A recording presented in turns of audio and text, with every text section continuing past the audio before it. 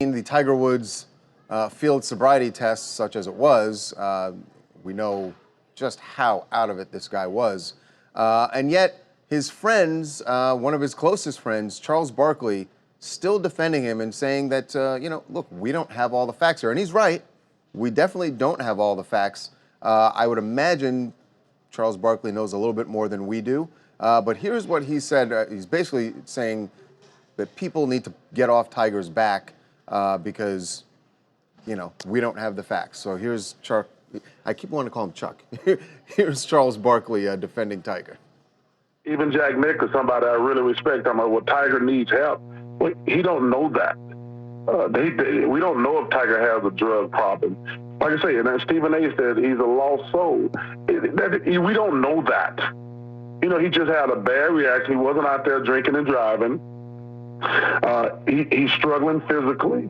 But if he never touches a golf club again, he's the greatest golfer who ever lived. And all the haters, they in heaven right now because they get a chance to dump on the guy. Okay, a couple of things. One, I agree with him that jumping to the conclusion he's a drug addict or all the other stuff. He's right. But to say it's not like he was on alcohol, high on alcohol. Right. It's the same thing, guys. It is the same thing. Whether you're drunk, whether you're high on prescription meds, you are driving a deadly weapon.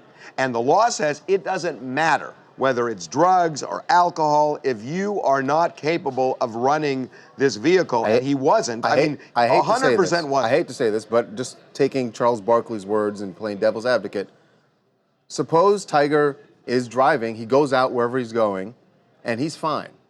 And then the reaction starts happening. Okay, so explain this to me. How do you get two flat tires, bumper damage on both sides? Well, the reaction started happening. Okay, but then you pull over. You're not allowed to do it. Well, that's what he had done. He did pull over. But he got in accidents before, and that gets me to the bigger thing, which is how long was Tiger Woods driving before he ended up? And that's what we need to know. And here's the problem. What happened? Here's my issue with this.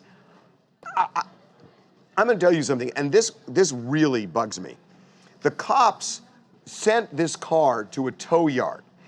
4 hours after they sent it to a tow yard, they release it to Tiger's people. What I would have done in this case is I would have taken the tires off, especially the flat tires, and looked at the rims to see from the rims how long was he driving. You've said this a couple times this morning. What do you? And I'm not. I want to know, was he driving for an hour? I'm not being a smartass, but what do you know about the forensics of a rim that, like, if you look at the rim, how does that tell you how long he was on it? Because what people who know cars can tell you, did it become undrivable? In other words, was Tiger driving on a rim? Well, go back to the photo. You can see the rim is cracked. No, I understand that. But two things could have happened. Either Tiger just passed out and then put the car in park, or it could have become undrivable over time because he was driving on the rims. And you can tell that. An expert, a forensic expert, can tell that from looking at the rims. By releasing the car, it's over. They're not going to be able to do that. And why did they release the car? And I think it's relevant to know how long they released he was the car, driving. and they did not take the tires off. I talked to the tow yard.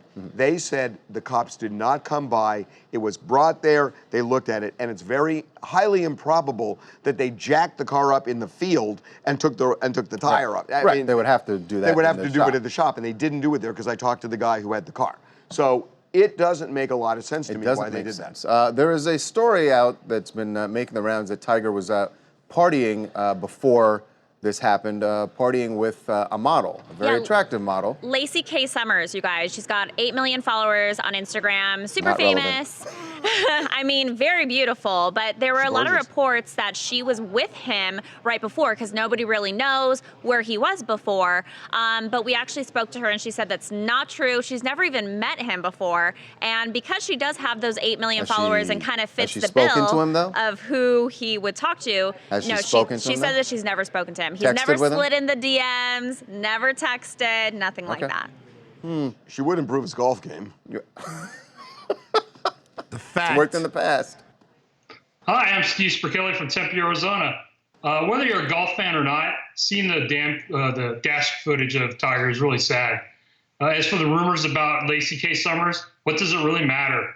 As a golf fan and a Tiger fan, I think he just needs some help, and we need to leave this guy alone.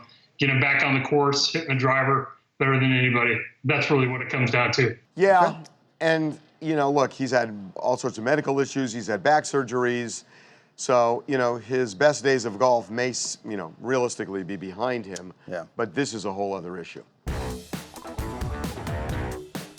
Make sure to subscribe to TMZ Live to keep up to date on the latest entertainment news. And if you want to keep watching, click on one of these videos right now.